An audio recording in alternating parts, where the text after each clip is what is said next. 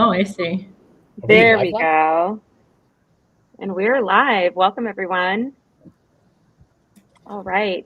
Well, we're going to get started, and we're very excited to have you join us for this very special live stream where we're going to be diving into our vision for the new Web3. So last week, we released a two-part article series that essentially lays the foundation for where LUKSO is headed and what we believe the future can look like and will look like. So part one, I'll be linking this to everywhere that we're streaming, but part one of the two-part article series was building the foundations of the new Web3, and part two was the future internet, the new Web3. So today we're going to be bringing that vision to life in this conversation. We have here some amazing folks on stage, including LUKSO co-founder Fabian, along with, as we're seeing here, I'm going to give everyone a chance to give their own personal intros, but we've got a few folks from the foundation team, also from Universal Everything, and also we've got a couple LUKSO luminaries on stage now, and that will hopefully soon be joining us. But here's how today's session will go. So we're going to start with brief introductions. I guess we'll go from we'll just go right down the line. Following that, we'll have Fabian share just a high-level overview of the vision and the meaning behind it, and we'll move into an open discussion for the team or with the team. If anyone that is tuning in, that's listening, has any questions, feel free to drop them in the chat as always, and we'll have some time to bring those questions into discussion as well. So without further ado, we could kick off with some introductions, and I guess we'll just go right down the row, starting with Craig. Thank you. I was sorry, going between things. I didn't realize I was like off mute there for a bit, so hopefully I didn't do anything stupid. And the nice Hollywood Squares setup. It's good to see everybody. Obviously, you know me, Craig, Ethalorian, whatever you want to call me is cool. Happy to be here today to talk. Proud LUKSO luminary, as well as recently joined teammate over at Universal Everything as a DevRel. So I'm happy to contribute to the conversation and just, again, I think this will be fun. Pass it over to Fabian, who's over there. Right. Yeah, I mean, yeah, we just all turned pink. I saw that. Just all turned pink. Yeah, so what's the point of this? Why we're doing this? So we released like a two series of articles on the larger kind of grand picture of the vision around all the things that we have been building over the years and where we see this going forward. And we wanted to take this live stream as an opportunity to kind of a little bit describe around why we have done this and what's the idea.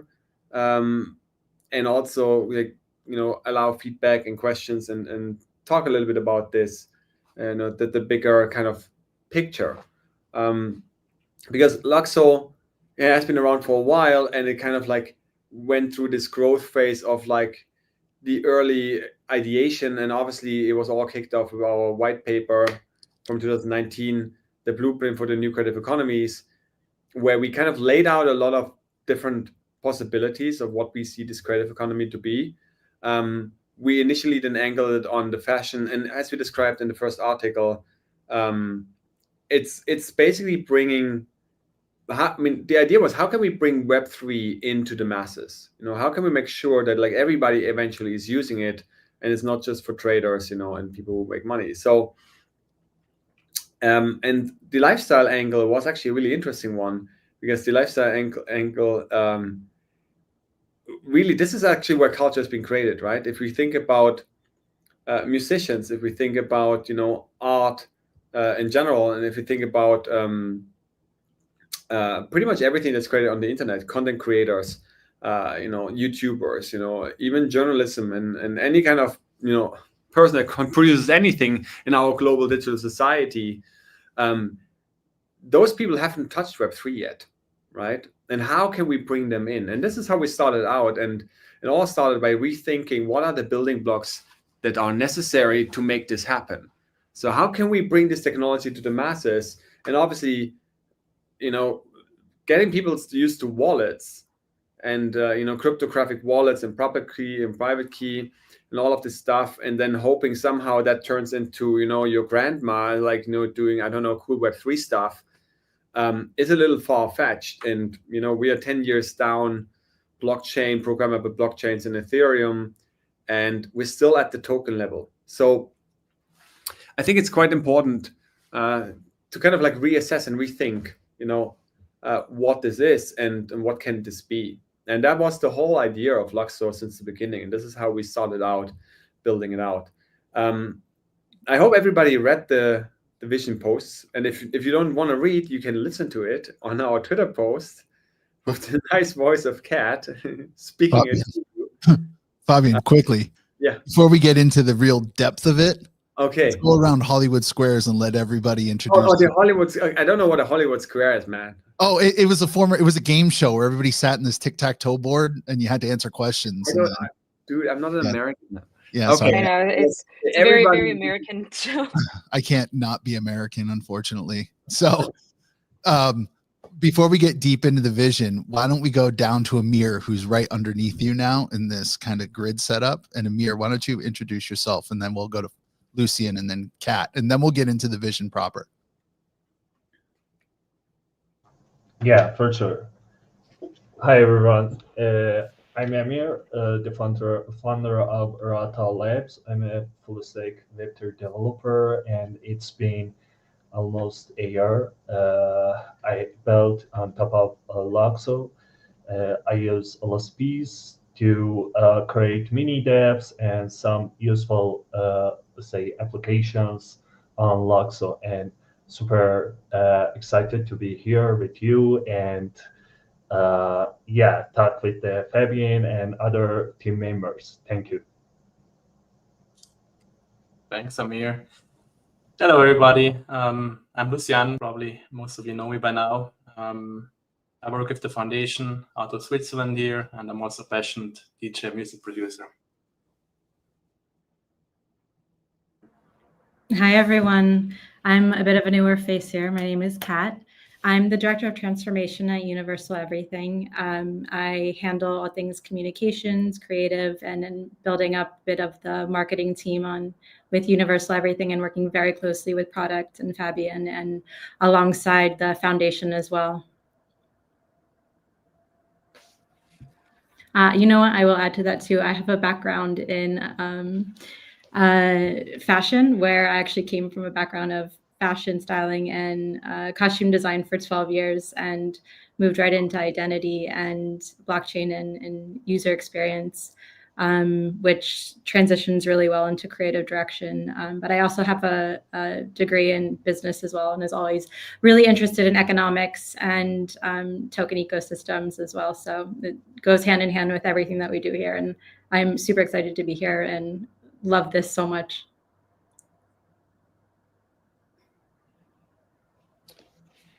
You can go on to the next. Go to the left. Okay, cool. Hey, everyone. Jonathan here. I'm also at the foundation at the moment. Work on all things kind of like ecosystem growth. And a little bit about me that people probably don't know.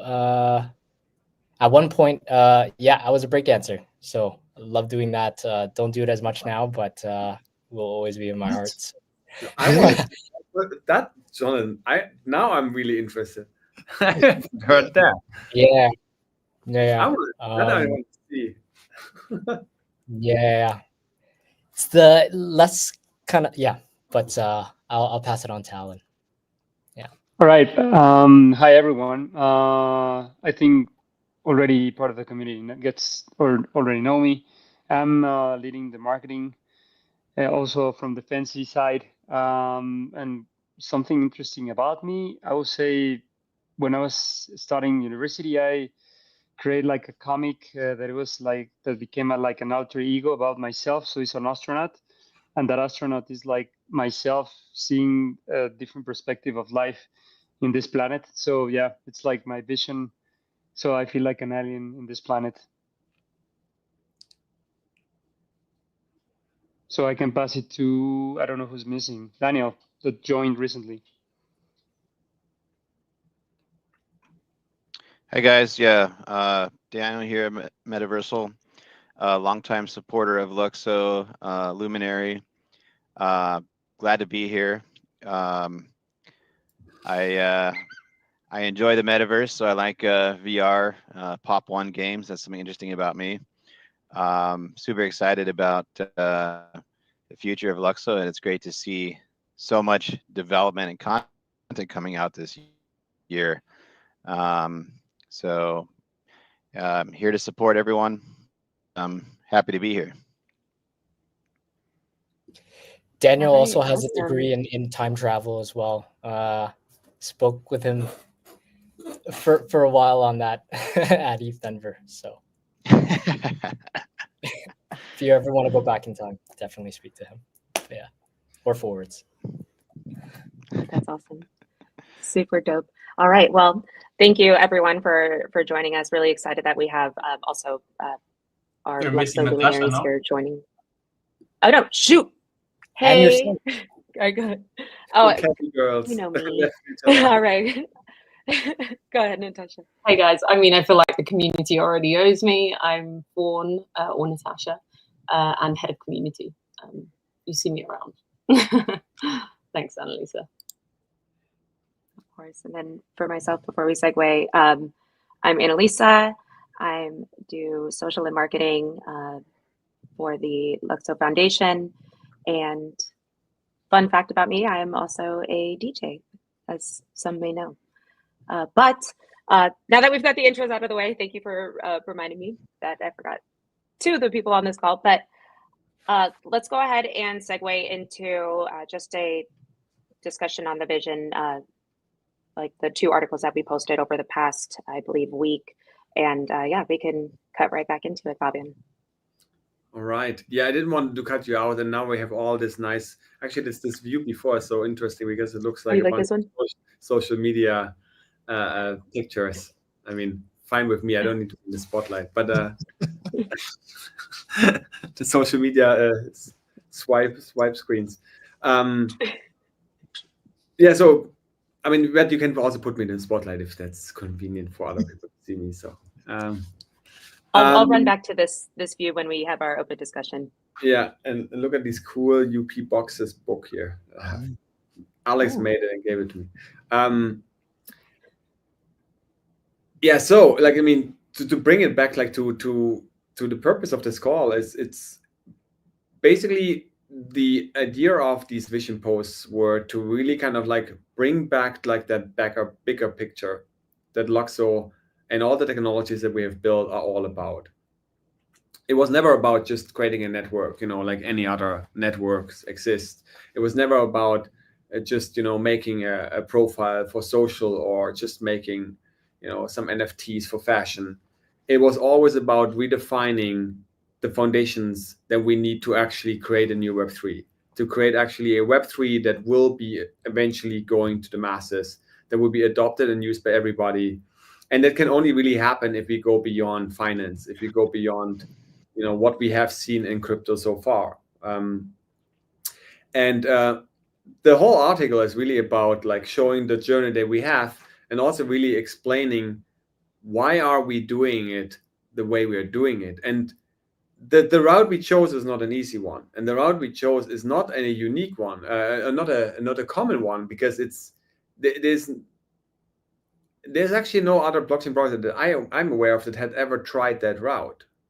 And that's the idea of really like thinking those standards that we need, those on-chain smart contract account standards and smart contract standards, thinking them through from the beginning in a more sophisticated way and making sure that we have the right building blocks to truly create like a new Web3.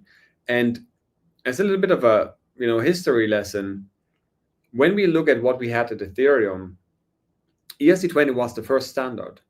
It was the first even way of thinking about, okay, let's standardize something. People wanted to make tokens at the time, so we came up with a token standard. And the funny thing is that one standard defined literally everything that we saw the last 10 years. Everything we have not only on Ethereum, but every other chain that's programmable, which pretty much all of them were now, that came after, really adopted the same kind of standard, and then also grew everything around what you can do with tokens. And that was mainly finance. And I think we are now at a crossroad where people are realizing that, I mean, crypto cannot go on forever in the same way, right? I mean, obviously, we had like meme coins that is kind of the epiphany end game of what trading can be. You just buy an idea and hope other people buy into that idea and it makes somehow money. It also shows that anything can be money or valuable, right? As long as there's community. So we learned a lot from this, and we obviously have now a lot of building blocks and tools that are really useful for many things, but we haven't really bridged that gap to the next user, to the ordinary person on the internet. Like, how are they going to use this, and why is it relevant to them? And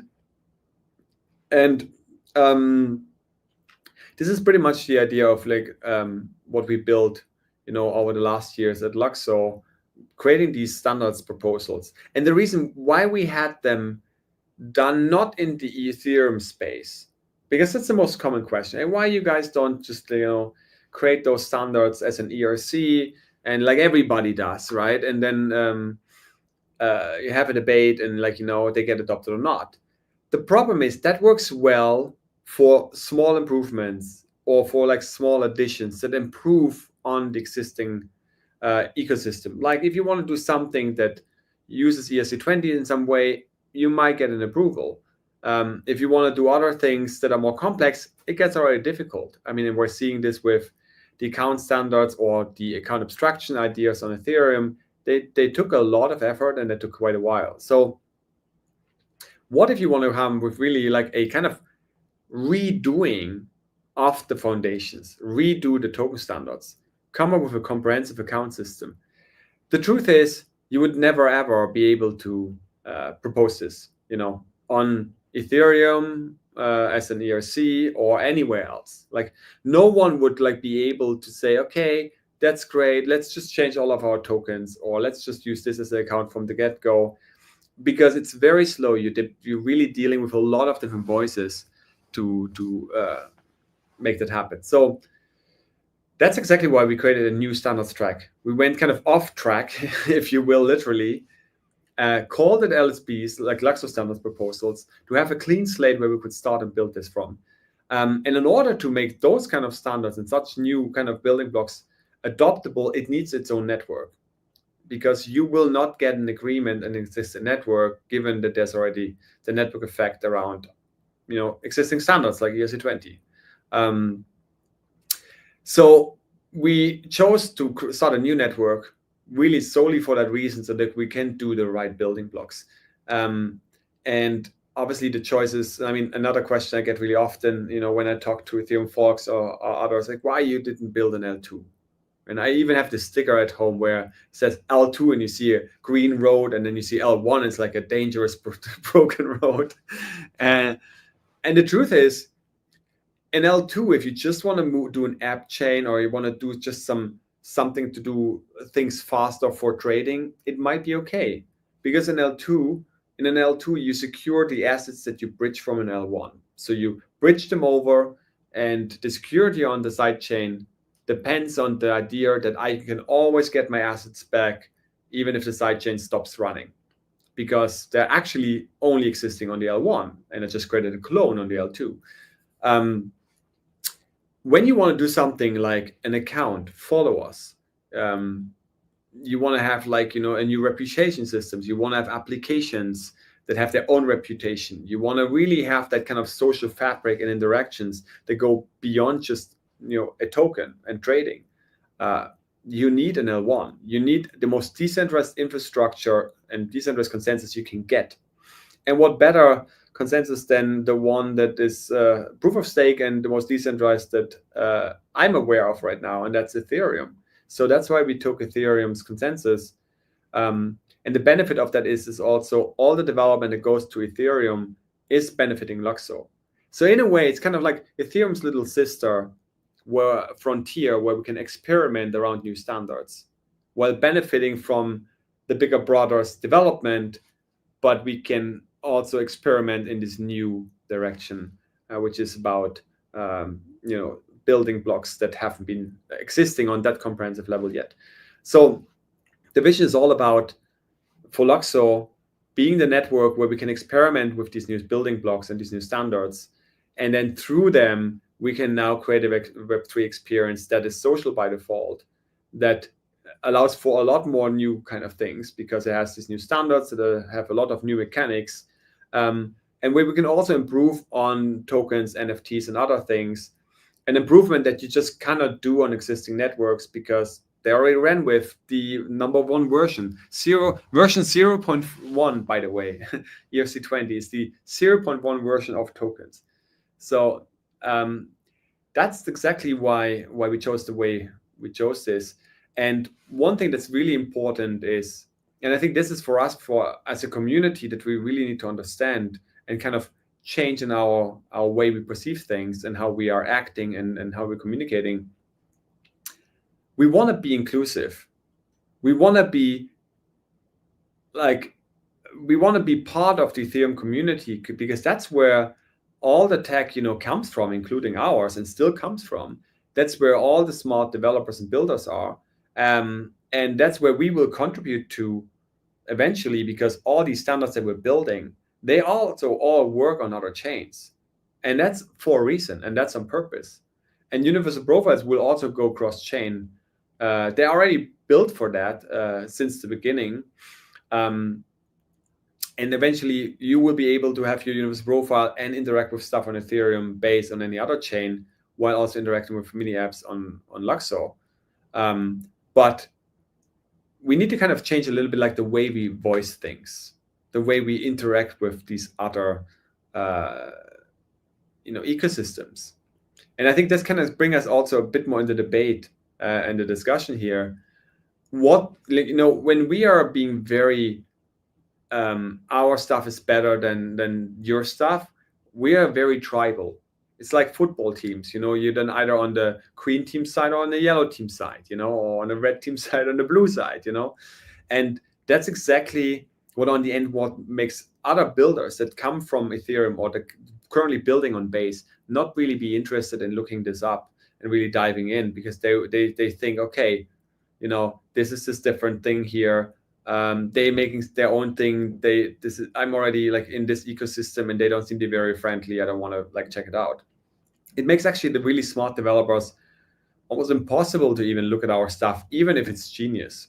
And I believe it is very well done and very smart. But we need to give the feeling of inclusivity, of allowing people to want to look and feel that they're not getting punished for looking, right? Because then they get blamed, and we can say, hey, told you so.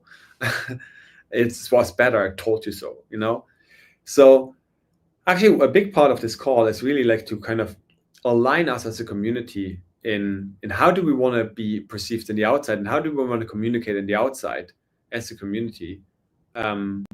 Because on the end, our technology, we're all building in the same direction. Everybody who's building in Decentraland is trying to innovate and bring the world forward with a new foundation that's not run by platforms and corporations, but it's run by people and protocols. And it's really important for us to understand that we are contributing our part, and we are doing that through the standards that we have, through the experiments that we can do, through the new apps we can discover. But eventually that will also benefit other ecosystems, because on the end, it is just one big Web3, right? And likely LUKSO will play a very large role in it because of that innovation that's possible on LUKSO itself and with universal profiles. But we also want everyone else to benefit, and other networks to benefit from that as well, because it's all about the benefit of humanity at large. So yeah, with that said, maybe we switch back to our Instagram view. Get some other voices in. How do you see this, Greg, for example? I mean, this is an expansive vision, and I think you were on point when you're saying we have to think win-win as this general community. Like, we are engineering a community, a community that's tied together through like future vision, looking out into the future where we want to be, where we're trying to get to collectively.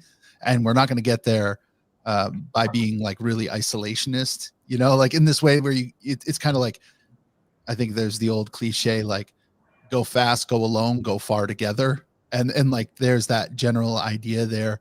And I immediately thought of like, you know, we're building the product from an engineering perspective. We're engineering this vision, and then engineering pops in my mind right away because I want to throw it to Kat. Kat had like this really incredible phrase, cultural engineer, and maybe you can expound on that a little bit, Kat. Yeah, something that we really need to start tuning our minds towards is what we're doing here with LUKSO and what these new standards are really for is the cultural engineers. Yes, that includes developers and everyone building, but these LSPs, these new standards, like they're fantastic for artists. They're fantastic for people who are building new protocols with developers, who are forming new types of organizations, who are working with different types of communities and around like what creates new societal structures, what creates new types of communities, what create, you know, that includes artists, that includes you know, different types of meetup groups, different types of DAOs.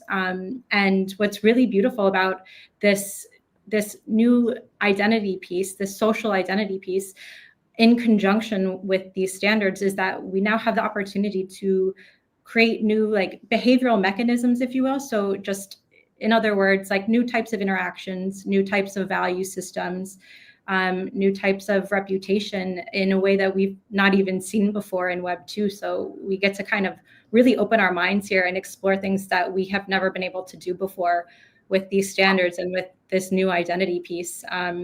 And when you take that identity piece and you then have different types of interactions with different peoples, you have different relationships, and that creates new kinds of communities, new kinds of value systems, new reputation systems, and that ultimately means we have new societies. So this is really just the foundation for creating something we've never even seen before, and artists very much being a part of that. They're really the glue of the societies. And when you're going on that level of when you're reaching that level of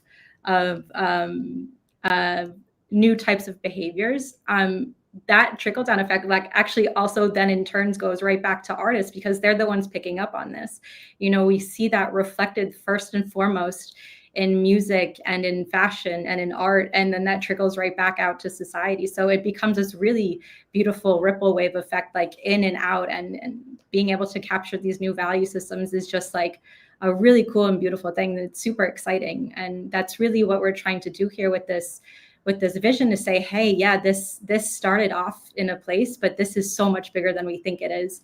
And you know, this is like a really cool thing we have going on into the future. And ultimately, like, this is the beginnings of a universal decentralized operating system. And that's really the platform that LUKSO enables, which is really special, and where we want alignment with everyone here as well. There's like this thread of why that's being interwoven here. You know, Fabian gave this, why was it initiated? And then Kat, you're telling really like from your background why this is important to you and why you think it'll make a shift going forward. And I'd love to hear more whys from this group. Like, why is this important to the rest of the panelists up here? Why are you involved in this? Because in theory, time is your most valuable resource and you could spend it anywhere. So why spend it here? Right? Starting with why. That's the vision. Starting in the center, working outward. Would anyone want to grab that before I call on you? I mean, I can jump back on that first and foremost, because I have a really strong, I know I'm so passionate about this. So like I described before, I do have a background in fashion, and people might think it's just dressing up and looking pretty, but no, it's like what I was doing was character building. It's real identity. You're really digging into people's behaviors. Who are they? Where are they coming from? Who are they talking to? Like, you are saying things without even knowing it and what you wear. If you care, you don't care. And I have this really close relationship with identity building, and understanding a person when they walk into a room and how they feel and how they look. It's really fascinating. And you know, once I understood this identity piece on chain, like I knew, like, point blank, like, this changes everything, because that's the center of everything when you are talking about macroeconomics, it all starts with identity. You know, that's, yes, your ego, and then also technically your identity, you know, whatever that looks like, government related, social identity, or whatever. We're talking here social identity, but that is the foundation for all interactions everywhere, everything that you do. So when you have that piece, and you move that piece onto a different infrastructure, into a new system, it changes everything. And that is so powerful. And I think that this is something that we don't even understand fully what that means yet. Powerful statements, Kat. It starts with identity.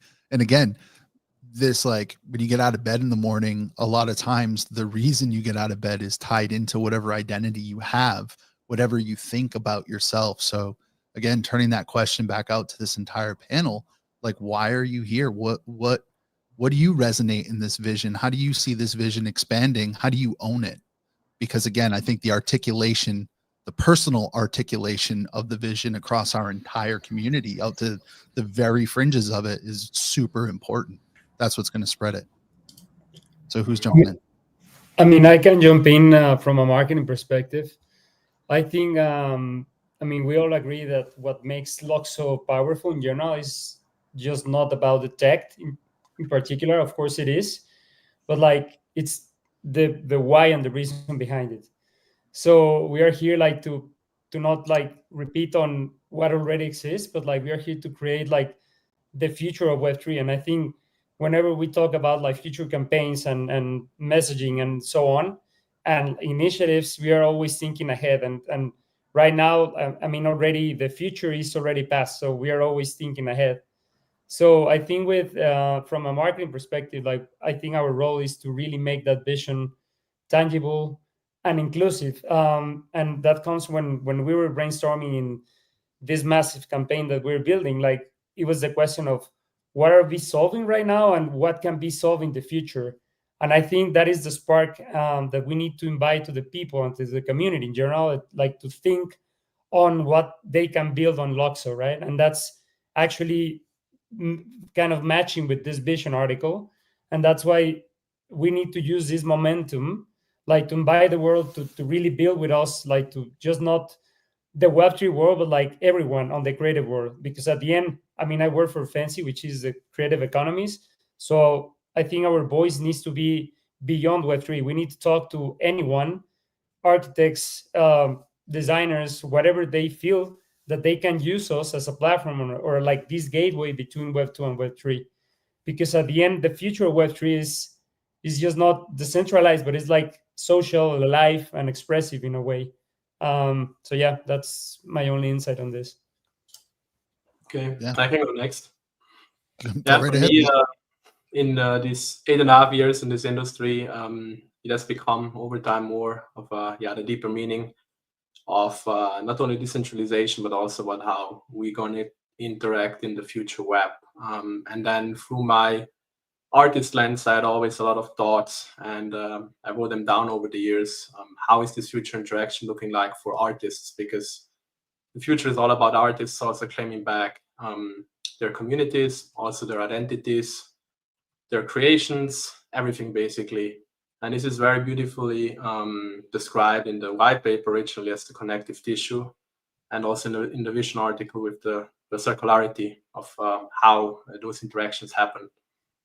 And there have been some attempts which I've been closely following over the years, which are mostly like artists selling tokens, but then nothing happening afterwards. So when I met Fabian and we talked about this many hours, this whole effect of basically interactions leading to other interactions and these feedback loops turning into a circular movement where suddenly your community is engaged and they can actually capitalize on that, and the artist has means to identify their power users and reward them in different ways, which are not necessarily just driven by tokens, but then also by real world perks. That's kind of what really hooked me, and I think that's what long term eventually is we're gonna see it. As Kat said, we don't know yet how it's gonna manifest and happen, but we know it's gonna come. Appreciate that, Lucian. It's good to get all of your kind of internal thought processes out here. And again, if the start of this conversation, the initial thread is like, we are part of Ethereum, it's always important, I think, to connect all these whys back to like, what do smart contracts enable? And are we really doing anything different here? The answer is yes. And that is that we're just evolving the smart contracts to enable these use cases, these reasons, Lucian, that people are getting involved, the types of hooks that you as a creator can, like, you know, connect to, and it can pull you along. So who's next?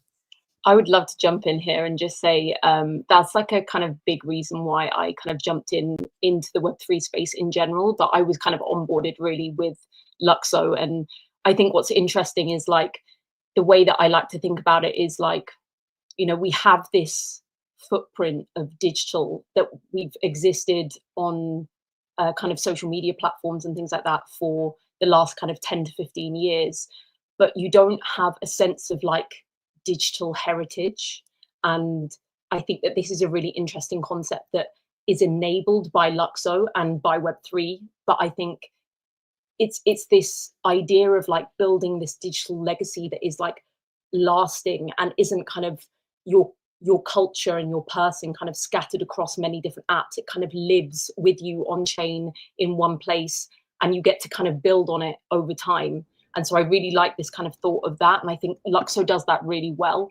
But not only that, it's like the kind of like the social architecture is all kind of built into the stack. And I think that that's what we do here really well, because, you know, anyone can mint anything, and that digital identity is on chain, you know, with your NFTs and things like that. But I think with certain LSPs and the tech kind of, you can almost build into these kind of layered relationships that tell you a little bit more than like your typical kind of ERC20 or the standards that are currently available. You can almost build in roles and reputation and proof of like contribution, collectible kind of statuses, all of these different things that you can almost build a true kind of like religion with LUKSO, which I think is really cool. And that's enabled by, you know, the permissions and the like structured kind of data that we have with these accounts. And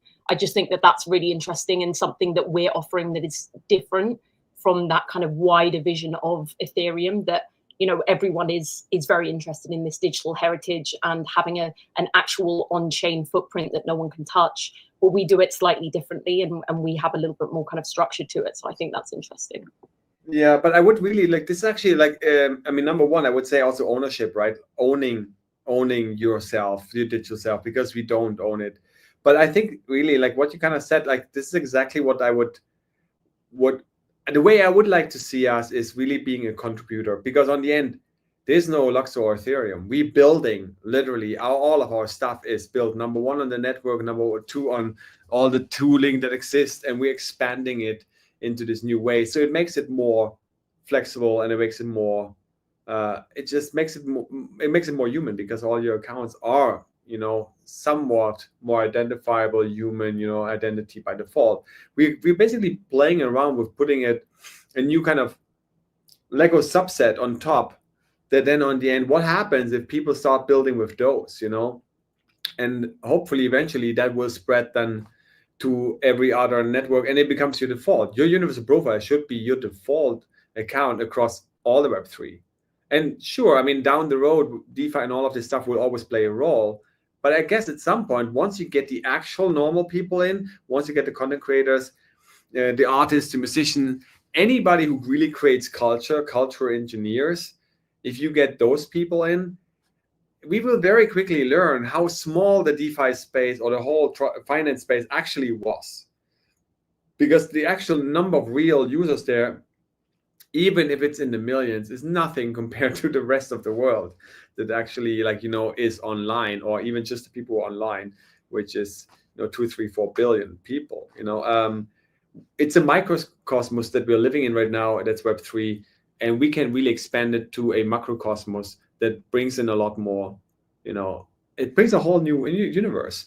And these ideas are not new, by the way. It's not like that we invented, like, you know, decentralized social ideas or creating communities or DAOs, whatnot.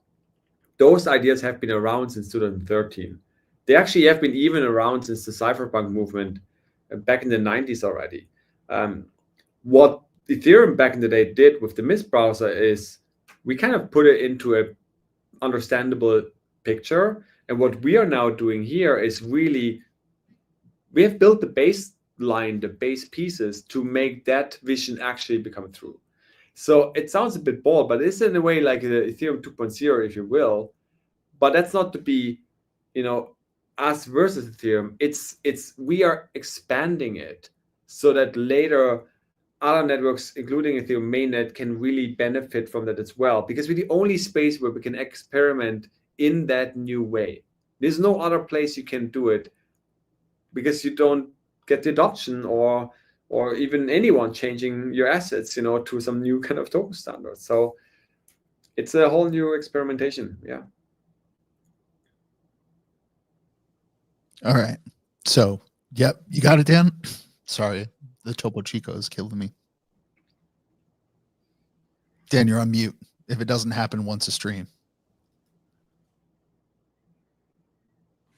Yeah, sorry about that. Yeah, no, it was a great question. I love the question. I love what everyone was saying about it as well. And it gave me some time to reflect, why am I really here? So I think basically blockchain and decentralized social is the future. And I want to be a part of that movement. I missed, like the Web2 social movement and didn't realize how important and how big it was going to be. And I think that the decentralized social is going to disrupt social that we have today, our social Web2. Not that it's going away, but I think it's going to be just as disruptive as finance was to, as DeFi was to finance. Of course, it's going to take time. But beyond that, decentralization, it's really empowerment, and it's desperately needed in our society. We see a lot of issues with like abuse of government when you have too much centralization. And in today's society, I think nobody would disagree that we're having a lot of problems with too much centralization of power in governments, countries, companies. And I think that decentralization gives people their independence and their power back. Social media companies are some of the most powerful companies in the world. But if you can combine identity with finance, it's the ultimate way to give people back their independence. And also, like as we move into a world of like AI and like more digital lives, I mean, look at us, we're all talking digitally right now. We're going to be moving even more into the metaverse, for example. We're going to need structures and ways to live and work in this new environment. And I'm a futurist, so these things are happening. They will happen. That they do take time. So this is the future that I see in the next 10 years. And we need those building blocks, and they're incredibly important for us as humans to have better lives, to have decentralized identity, so that we can differentiate ourselves from the AI and have reputation and really to organize ourselves in this new digital age, basically. So yeah, so I'm super excited about LUKSO and the project, and I look for projects and companies as an investor they're looking at the future and building for the future, because those are the ultimate disruptors that I want to be a part of.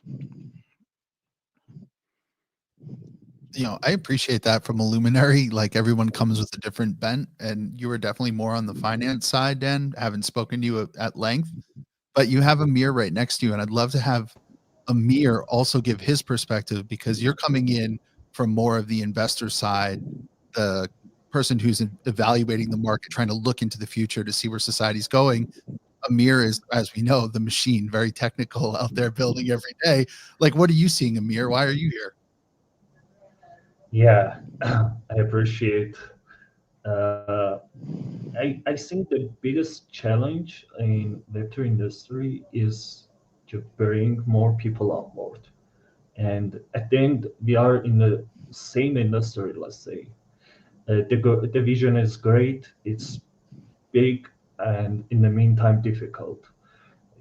Sometimes it would be difficult to understand from reading. You must be a builder, to to build something and feel the power of LSPs.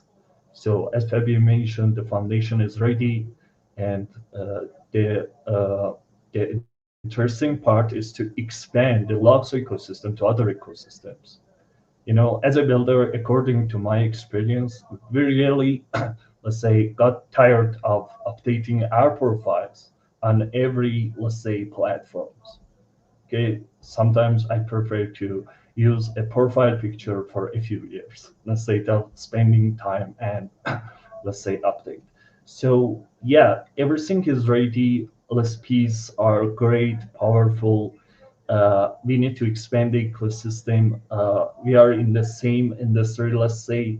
And yes, yesterday we had a meeting with the Arbitrum, with Jack. So we are trying to prepare a pitch deck file about the universal profile, because it's the first one. I would like to expand and see the universal profile on other chains as well.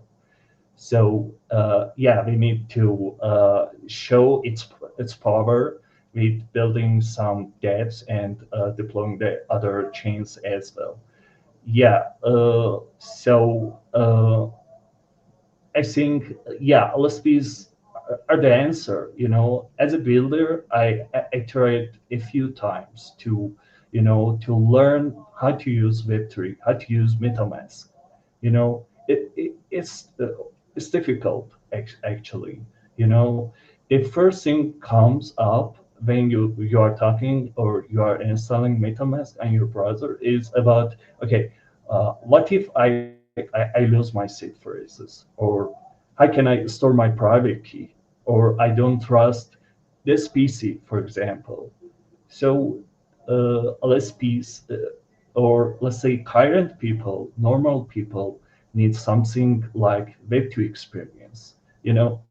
Continue with Google, something like that, instead of storing the seed phrases or private key. So this is a great vision, but in the meantime, as I mentioned, it would be difficult. So we need to see LSPs on other chains as well.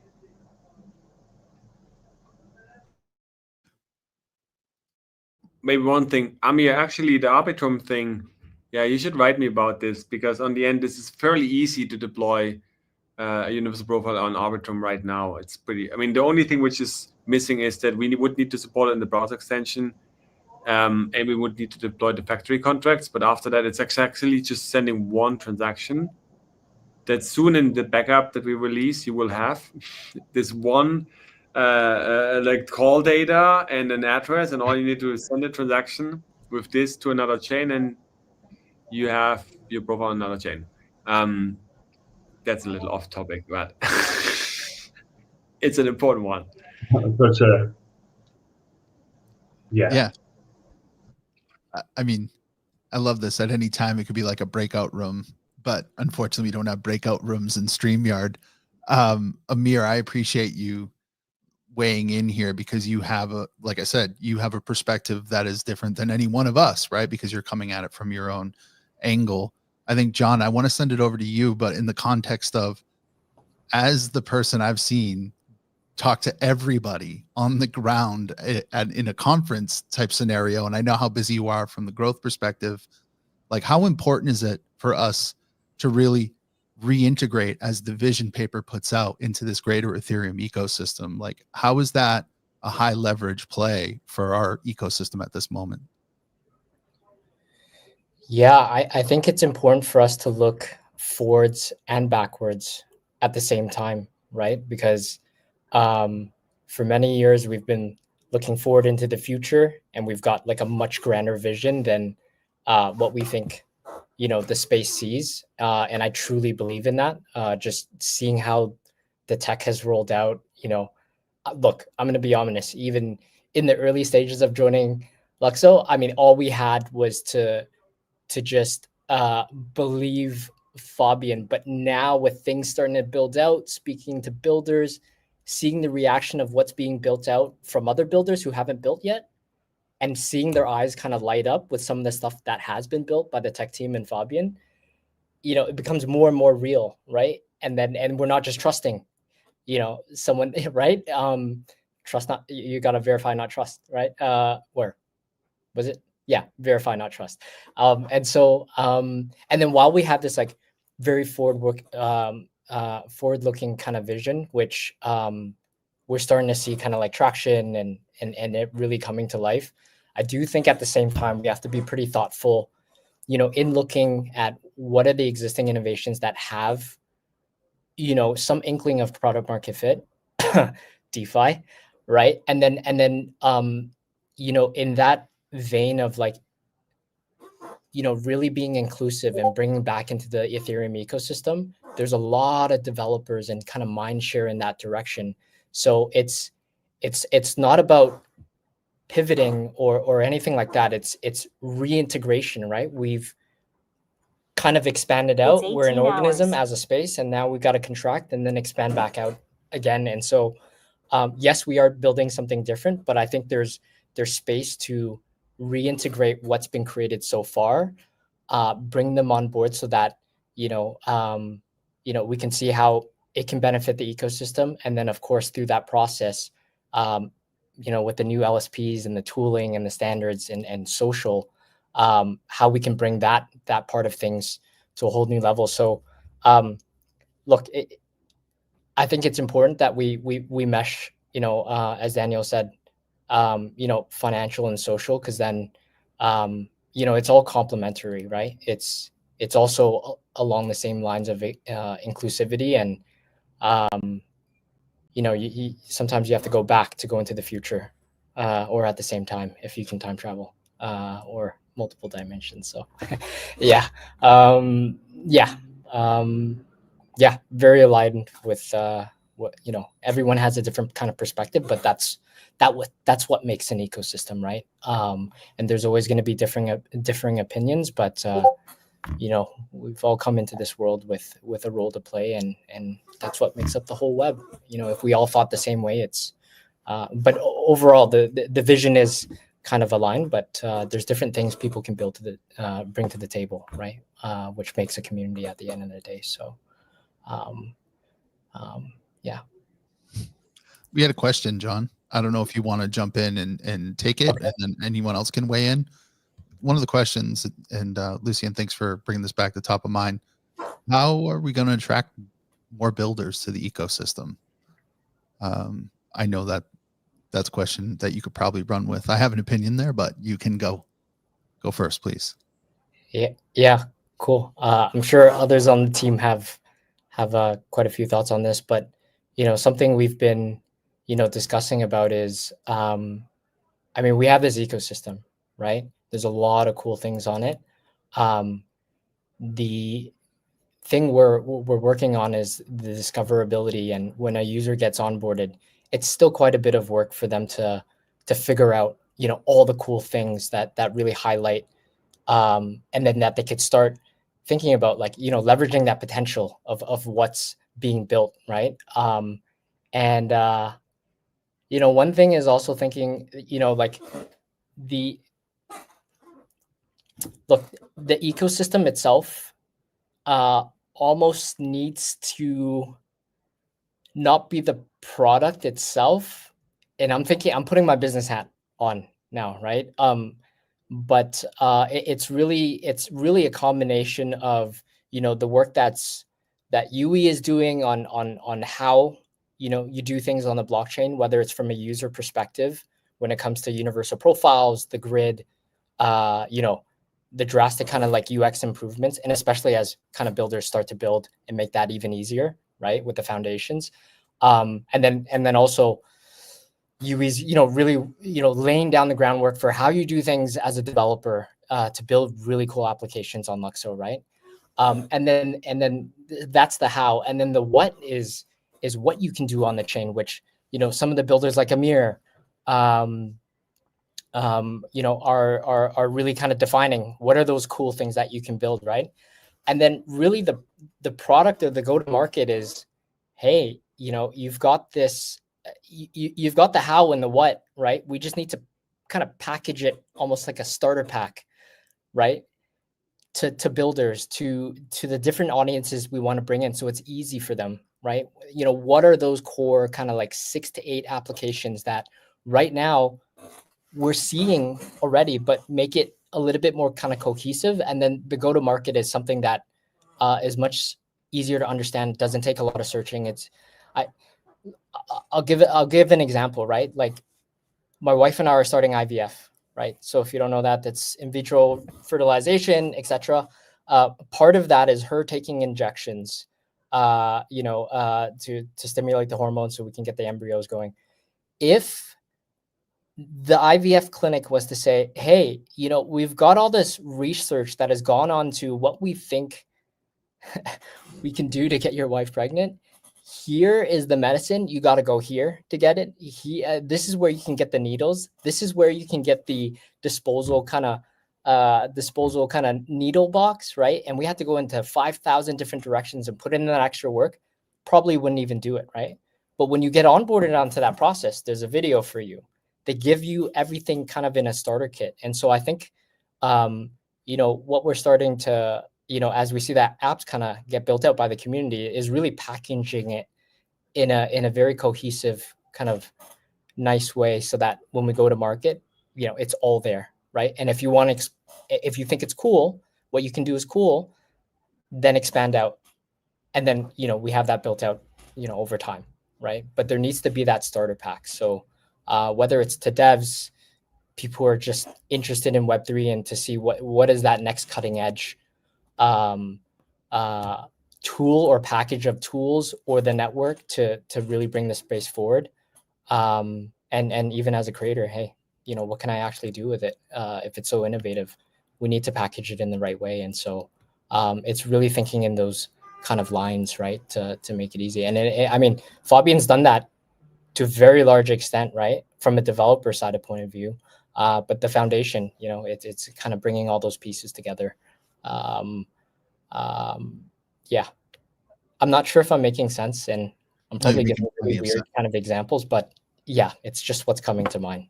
I would like to add something to this, and this needs to be understood by our community, because a little bit it sounds almost like this is an investor call. We need to pitch now, why we are doing X, Y, Z. This is not what this is.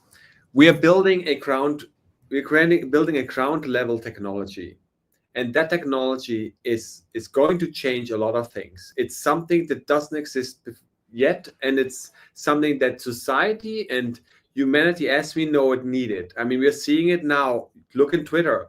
Look at all the platforms. Like the guy you thought was the good guy running your platform turns into the bad guy, or the bad guy turns into the good guy. Everything is like left and right switching, and there's no control on the base level. That control is on where we are as people, right? That's where the control should be. The control is not at that level. The control is somewhere else with other people, governments, infrastructures, whatever. You believe like the European Union was the good guys, now they're the bad guys. And it sounds all upside down, everything goes weird. So we need better foundation infrastructure. That takes time to build. That needs to be understood. It's not like that, and maybe this is also a bit of a misunderstanding. It's not that everything is ready and we're just too stupid to communicate it. This is still in the process of being done in a way that it's accessible, because the moment it's accessible and the moment it's more transparent, the more it is easier for people to understand what this is and to come in and want to either build for it or want to use it. So what we are working on is making it more accessible, making it more transparent. But because these are processes, they take time to build. It's not a tomorrow thing. It's not like this what is this one magic message you put out that magically now puts all the attention on us. There might be these magic messages that we can put out, and we have lots of ideas of working on them, but there is not a guarantee, right? Because it's a big world with a lot of people talking about lots of stuff and new topics coming up. It's like AI is now the big shit, and this and this and this, and something has a hype a day and it's gone the next day. It's very hard to be heard, but what actually sustains is things that truly make an impact and that truly enable and make things that you couldn't do before at all that way. And Ethereum blockchain is such a thing. We changed finance as we know it already because of it. With that kind of tech applied to the rest of the world, we now have the ability to literally change everything else as we know it. But it does take the time for us to do the work and to showcase this, and that takes the time to build it out. For example, right now in LUKSO, there is already a lot of apps, a lot of popular profiles. Amir already, it's himself probably built like 5 or 10 apps, mini apps. And that stuff is live like since literally 2 months or now 3 months. And we have so many apps and so many people interacting with it. And even though there's not even discoverability, right? You have to go to Twitter, see Amir tweeting and then someone else retweeting to know that app exists. And then you need to go there and search for his profile. We don't even have a timeline yet, right? With the timeline, now you can see what all the people are doing. Now it gets a lot more interesting. These are all things that are coming and they will need to be built, but they're not only be built for one app with one thing you can do. They need to be built in a generic way that any other app that comes after, any other interaction that comes after is also visible and it's not subtly hidden. In making this for this very new way of how this stuff works, very different. This is not your server client thing. It's a very different way of how we have to broach this and decode this and how it's even on the low level and So it takes the time it takes. But once it's there, it's changing everything. It's just changing the way you can do things and what is even able to do. You can literally start revolutions on that tech. Like, not gonna lie. That's what it enables. It enables anything on that kind of great grand scheme level because it's built that way in this decentralized way. And what the idea of the vision post is also about is to make people understand and subscribe to that future that is not a tomorrow future, is not when partnership announcement future, when VC announcement future. It's the fucking next 5 to 10 years future that's going to change everything. And that's the vision that we have laid out as a simple version here. And transition. You just got a question. Where do you see the future of Up and UE in the next 10 years? And you've got a couple people in the Twitter chat saying they'll run through the wall. They're about to run through a wall for you.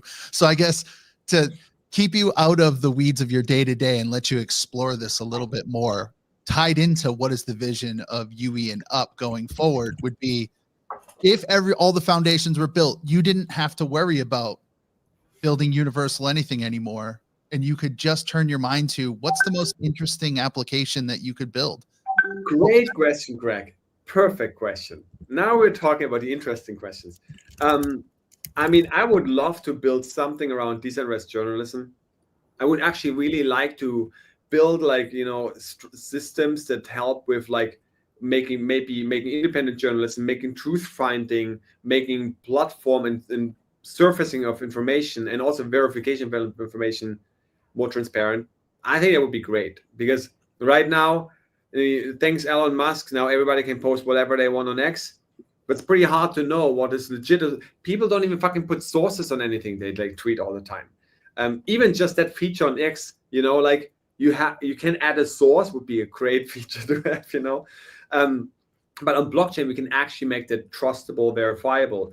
It requires the profiles, it requires DAOs, it requires people being able to post things and being discovered and stuff, but it also requires real, like them being independent, uncensorable, unshutdownable, being able to own and be economically engaging, right?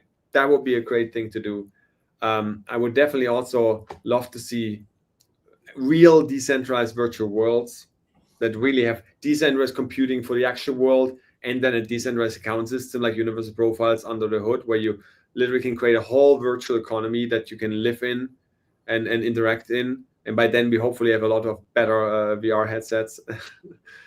I would like to see overlaid stuff on top of, like what we can have in the world, like, AR, hologram kind of stuff that's actually owned by you and you can interact with other people's stuff.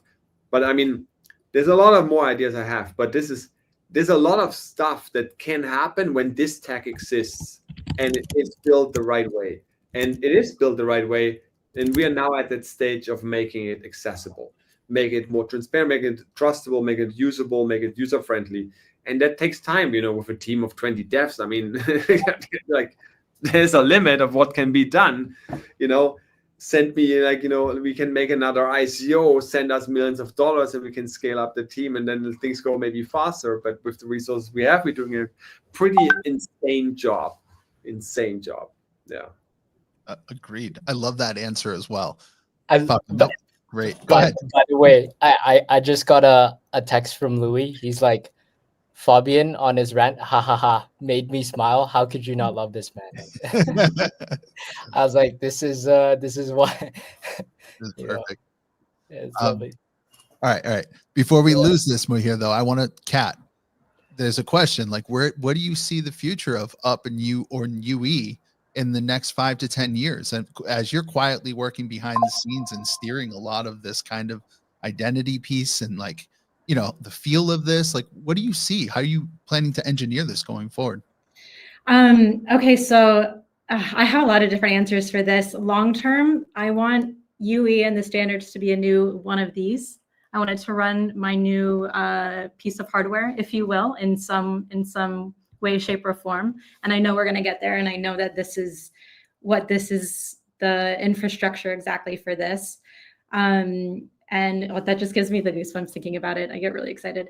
I think there's a few things in my, like, artist world brain. I'm so excited to see new forms of curation, what this looks like, new types of not only galleries, but new types of cooperatives, new types of art in general. I think there's going to be things we haven't even seen yet, especially with all the stuff that we can do with NFTs now and beyond that even. A whole nother thing too is just like this idea of circularity that we can actually do now for real. Like we saw like Bored Apes trying to do versions of this with, access to parties and this and that, but we have the infrastructure that can go way beyond what that means. And like everyone can have access to that at this point. So we don't even know what that can look like yet. I'm super excited. Also just in terms of like new cities, if you will, if you guys have been tuned into these new pop-up cities, I think this is the infrastructure that is going to really help us with these just new societies on chain in general. And of course, how is that going to look with what we have now in Web 2? Who knows? But I'm super excited, and I know that this is the tech that's going to get us there. Yeah, I could go on a little bit more, but maybe maybe I should let a few other people. But yes, I have a very long-term, bigger vision where I see this going, and it's super exciting. And I think it's really cool that we're all here now tuning into where this is now, and excited to see where this goes in the long-term future. I love that. It's important. The passion has to come through. People have to connect to the passion of the people who are really working at it every day, quietly behind the scenes. I mean, not out in the spotlight like me, just posting random stuff on the timeline. I would say, we've been going for an hour and 20 minutes. I mean, I go live stream sometimes for 4 hours straight, but I want to be respectful of people's time here. So for everyone here on the panel, Fabian gave his idea of maybe an application he wanted to build. Kat gave a really good kind of global scope for like what this could expand into and what she's excited from like this cultural engineering standpoint. I would say for everybody else on the panel, like what would you be excited to see as a dApp? And Amir's like, this is great. Ideas, bring them in. I'll just keep building them. But I mean, like, seriously, what would people on the panel like to see? Lucian, I want to throw it to you first because I have an idea of what you would say here. But what would you like to see as a dApp that you could use with universal profiles? I mean, I've been asked this question before, and I'm going to answer it the same way. I know. For me as an artist, I think a Web3 native event ticketing app, which also allows you to keep certain content behind, a certain gate, which the artists can define autonomously by themselves, would be something very cool. I know with with LSP7 and LSP8, the artists can already do their own tokens and set rules to it, share rights, and so on and so on. So maybe something in this regards that allows artists that are not necessarily technically versatile use it in an easy way, in a human way. Yeah, excellent. No, it's perfect. I love it. Alan, do you have one off the top of your head that you'd love to see?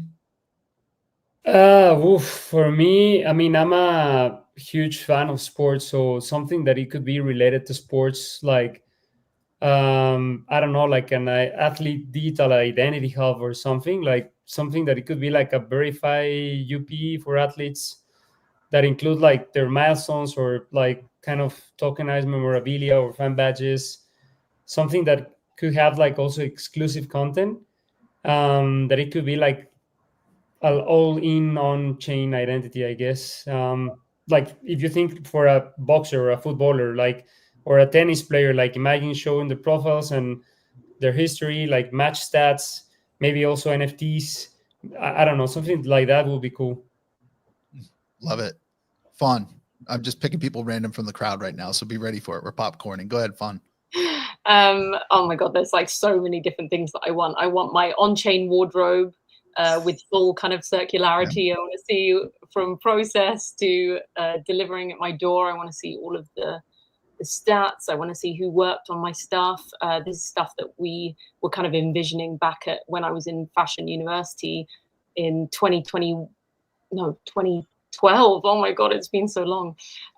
So yeah, I think that that's one thing that I'm really looking forward to, is the whole like fashion and sustainability kind of concept, but as well just like everything. Like I'm big on avatars, so I can't wait, like Fabian said, that there's like a decentralized world there. I'm ready for an AI pet to be living on my grid so that people can come on my grid and play with it. And I can go and visit other people's pets. There's so much you can do. I think that the LSPs enable so much creativity, so I'm just excited for it all, basically. I appreciate that, Fawn. Dan, what do you got? Yeah, so I think that fan tokens are going to be huge. So I'd really like to see some apps created around fan tokens and kind of creating a flywheel for rewards and different things that you could do, maybe tying that into a ticketing system like what Lucian was talking about. So, and then tracking like your reputation within that system. So like I've been to all of these events, you know, this is who I am. I'm a fan of so-and-so. And then maybe I get like certain rewards based on my activity around that kind of like social activity.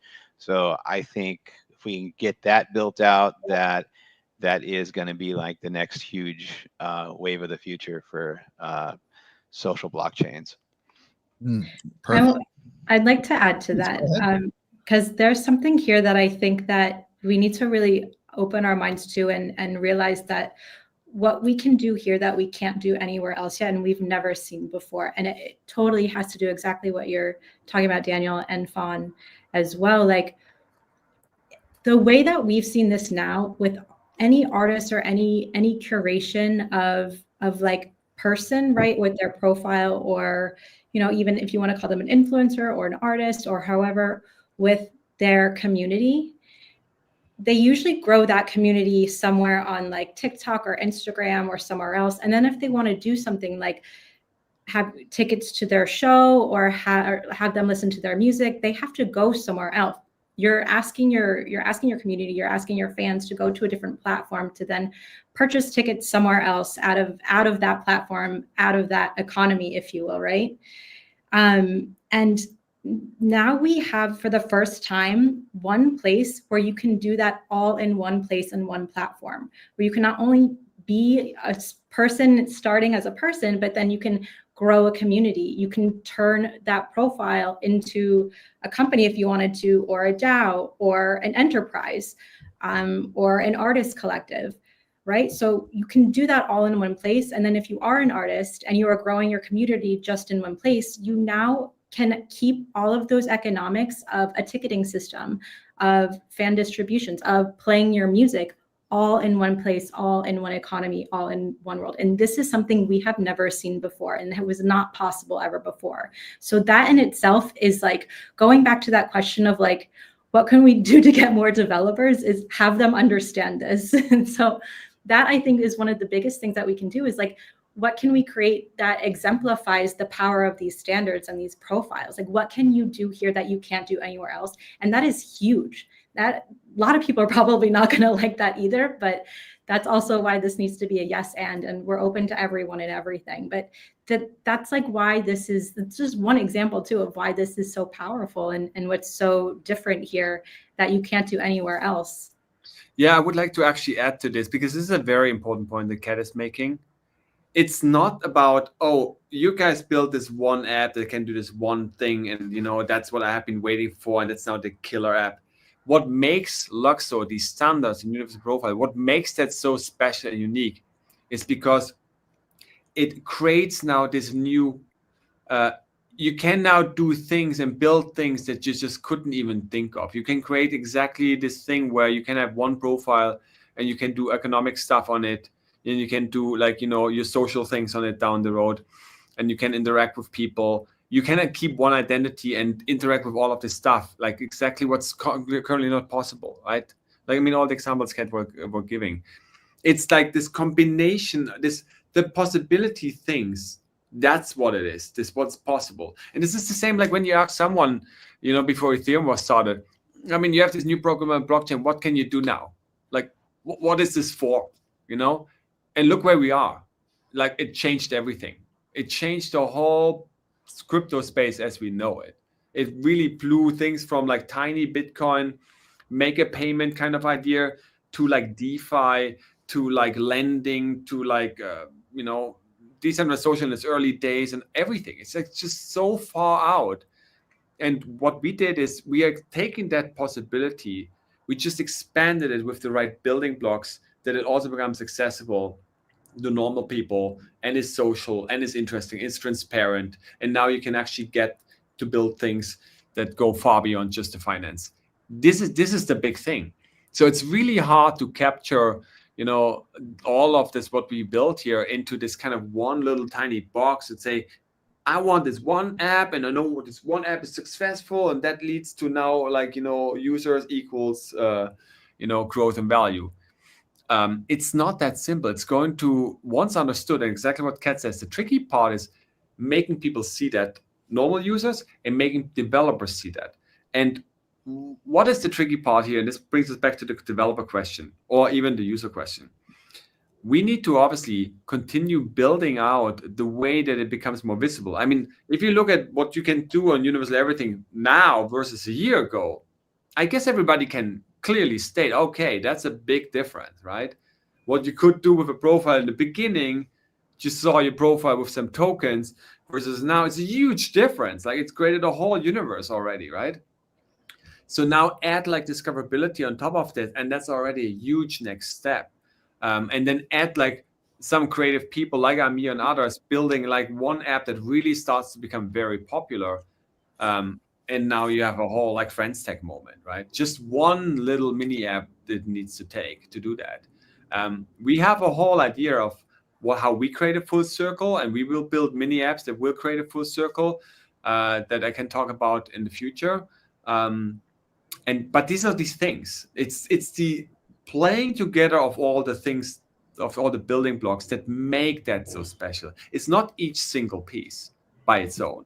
It's not a Universal Everything front end.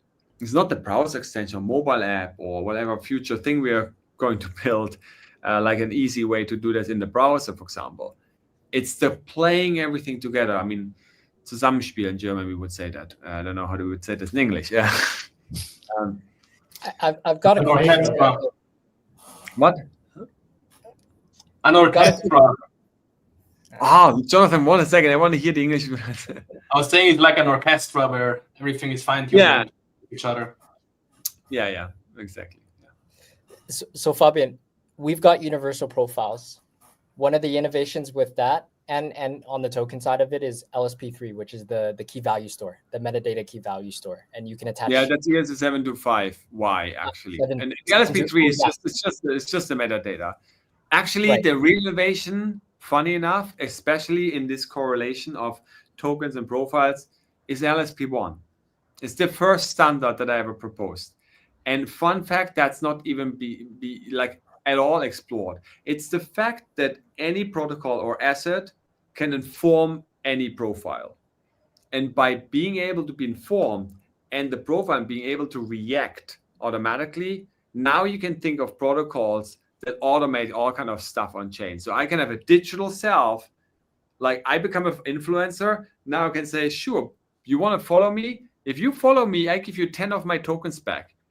And then I have that party in Ibiza, and if you have 100, you get in. So buy your other 90 somewhere else, or buy it from me, and now I make money as an influencer.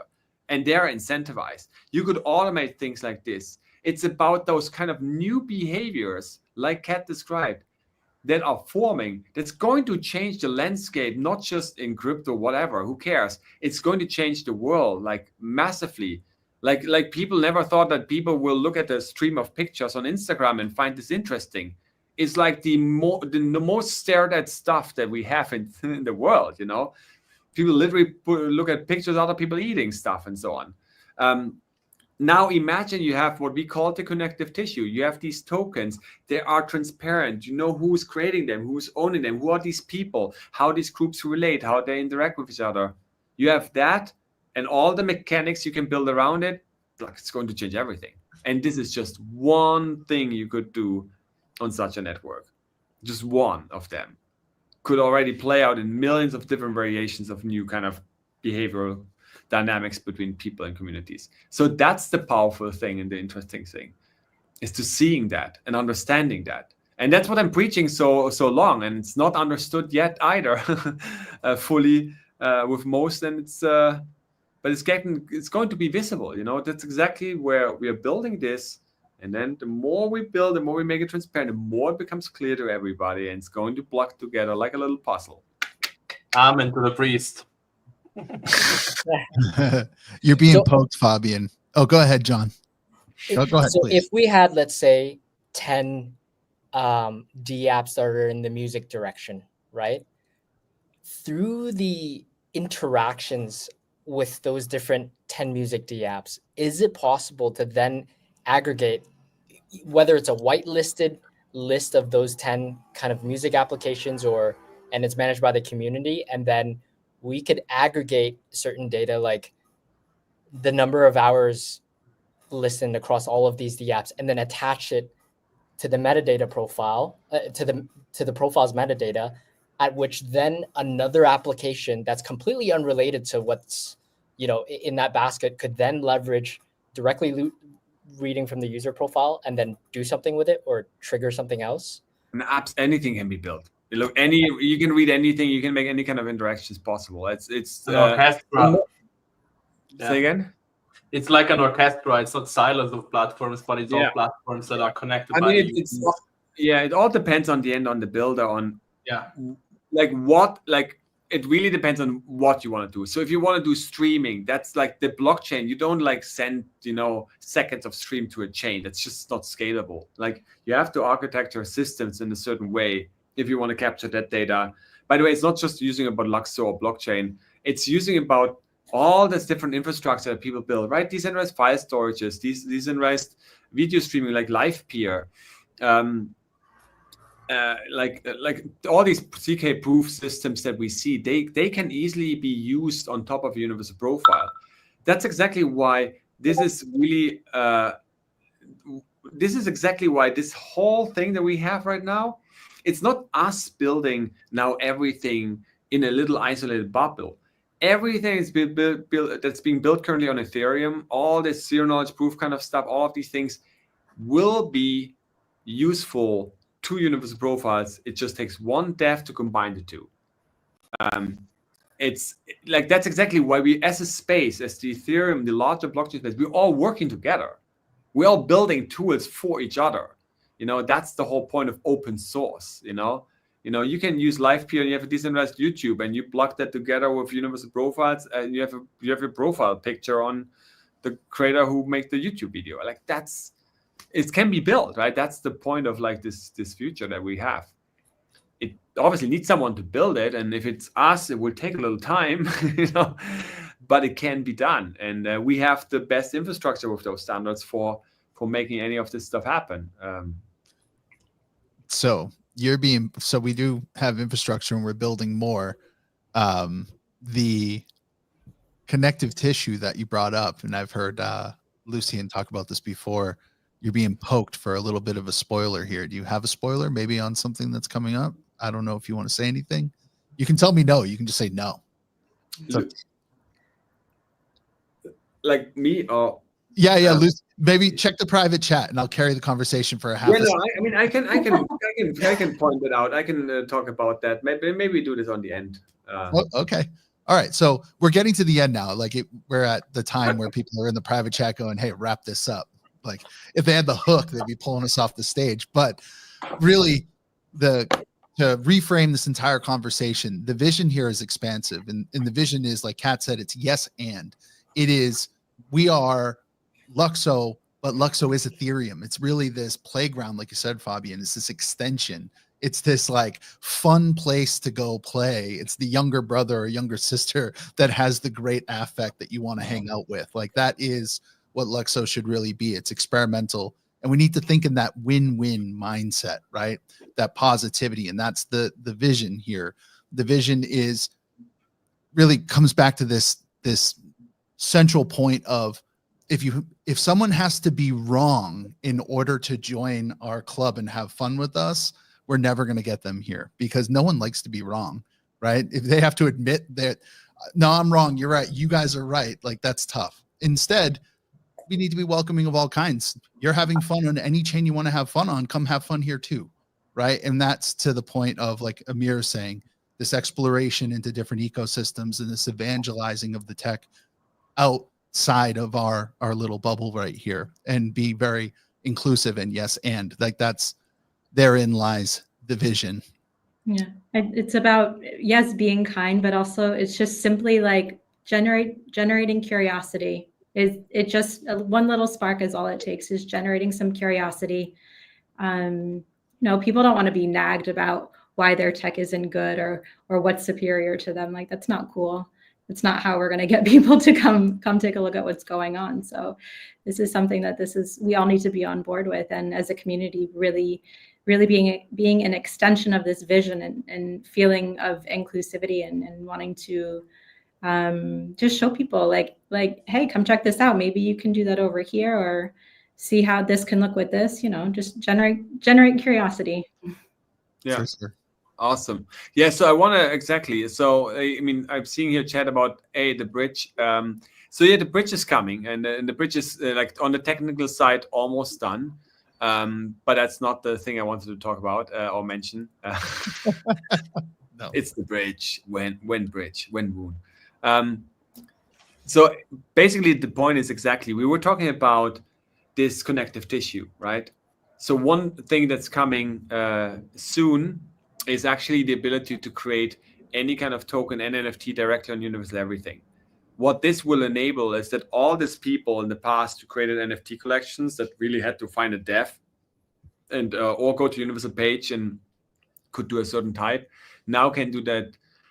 Not only can they do this on Universal Everything, but they also will be able to edit their existing tokens that they created even on Universal page, thanks God to the standards, on Universal Everything. So if your token or your NFT is broken, you can now fix it.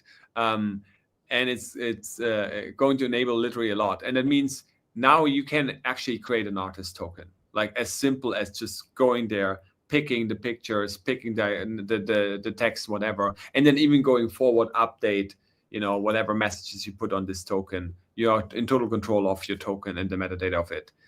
You don't control the amounts of the tokens, because that would be rug pulling. Obviously, that's not possible. But so yeah, you will be able to create any kind of token or NFT on Universal Everything soon. And that combined with, and that's a little bit more out there, a way to distribute tokens. I mean, we have the airdrop tool, you can do that. You can drop to your followers. But having a way to actually sell your token or make it claimable in some form, and then have a way that you can verify token ownership, that your fans can verify token ownership, be it at the club gating with like a doorman, or at the store, or when you buy merch, or at the meetup, whatever it will be, that would be possible as well. And that actually enables then exactly those things that we were talking about. There's millions of different communities using this stuff in the most crazy ass way we never even thought of. it needs those little pieces, and that is just apps on top of the whole stack. And that's coming. So token kernel generator first. Okay, perfect. All right, Kat, you want to give us a closing remark and maybe let us know what's coming in the future? Like big, pink skies and whatever else. I don't know. That's not what I'm saying, obviously. You're muted, Kat. Muted, yeah. That's twice on one stream. That's great. We broke it. Yeah, I mean, before this, you mean? Yeah, we are excited to soon share a future space on a roadmap and what's to come with what we're doing as well with the products. And like Fabian just shared right now, the token generator, which will enable a lot of what we just talked about here too, which is super exciting. So just stay tuned. We have a lot in store for sure. Yeah, I mean, exactly. Expanding on that is, yes, we will do another live stream where we can actually go more into the details of the things that we're building and the features and why. That gives a little bit of a more picture of what's actually going on under the hood. I mean, you can watch our GitHub, I mean, you can watch it every day and read there all the comments, at least on some of the things that are not, I mean, pretty much everything is open. But anyway, yeah, so we can make a live stream where we can actually talk more about the things that we're working on, why we're building them, and what's kind of like our plan in more detail. So stay tuned for that. Exactly. Awesome. Well, I want to say thank you to everybody who's here in this I don't even know. I was calling it Hollywood Squares, but now it's not a square. It's a rectangle. All squares are rectangles, but not all rectangles are squares. Amir, Dan, thank you so much. Fawn, thank you. Again, thanks, I think, everyone who tuned in. And this hopefully is the first of many more open communication sessions where, people can talk and align and share ideas, because that openness is what we need, right? That's how we grow. Annie, you still there? I think so. Drop. Somebody needs to end the live here. stream. Yeah, no, Craig has the keys. I'm still here. I was frantically trying to get to the window to respond, but no, it's okay. I just wasn't sure if you wanted me to steer us into the end there with the music or not. Oh, you've got it. But no, thank you so much for moderating, and I really enjoyed listening in on the conversation, and yeah, very excited for the future. Okay, then in there. We'll do this again soon. We will. Thank you, guys. Everybody. Thank you. Thank you, everyone. And credits. All right, thank you, everybody. We're working on the rolling of the credits. Bye. Oh, you got it. There we go. Yeah, I got it. Boom. I love it.